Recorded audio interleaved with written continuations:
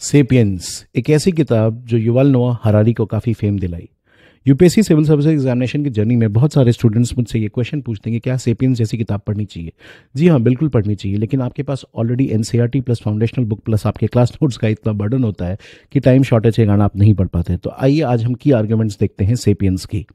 Sapiens एक ऐसी किताब है जहाँ पे युval नोआ हरारी एक्सप्लोर करते हैं ह्यूमन काइंड का evolution from homo sapiens to modern age. वो एग्जामिन करते हैं 3 revolutions, cognitive revolution, agricultural revolution and scientific revolution, जिसने हमारी सोसाइटी के कल्चर और पावर स्ट्रक्चर दोनों को शेप किया है। जब वो कॉग्निटिव रेवोल्यूशन की बात करते हैं तो he says that humans have evolved unique ability to imagine, communicate and cooperate which helped them dominate the planet. उसके अलावा जब वो एग्रीकल्चरल रेवोल्यूशन की बात करते हैं तो वो कहते हैं कि जब एग्रेरियन सेटलमेंट सोसाइटी में बनने लगे थे, स्पेशली जब हम सरप्लसेस क्रिएट करने लगे थे, तो सोसाइटी में हायरार्कीज बनने लगी थी। अब इसको आप रिलेट कर सकते हो मार्क्सिस्ट थियरी के साथ भी। और उन्होंने कहा है कि जब फिक्स सेटलमेंट बनने लगे थे तो हार्ड वर्क तो सोसाइटी में बढ़ गया, लेकिन इनइक्वालिटी भी सोसाइटी में बढ़ने लगा। He also talks about role of myths.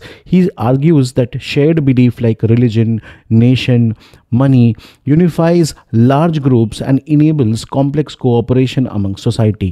इसके अलावा वो अननेचुरल डोमिनेशन की बात करते हैं। उनका कहना है कि ह्यूमन बीइंग्स ने हमारे इकोलॉजी और इकोसिस्टम को डिसरप्ट कर दिया है एंड जिसके कारण बहुत सारे स्पीसीज़ का एक्सटिंक्शन हुआ है।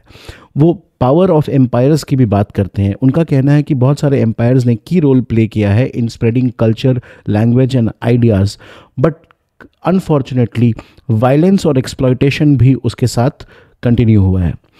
उनका एक और आर्ग्यूमेंट था कि जब साइंटिफिक रेवोल्यूशन हुआ तो pursuit of knowledge was fuelled bye modern progress and it also increased inequality and risks in society. Risk बोले तो क्लाइमेट चेंज जैसे रिस्क, इनइक्वालिटी बोले तो increased poverty, increase concentration of wealth in hand of few capitalists, ऐसी चीज़ें। इसके अलावा वो कंक्लूड करते वक्त में कहते हैं कि सबसे इम्पॉर्टेंट है क्वेस्ट फॉर हैप्पीनेस। उनका कहना है कि सोसाइटी में despite advancement modern humans are not necessarily happier than their ancestors.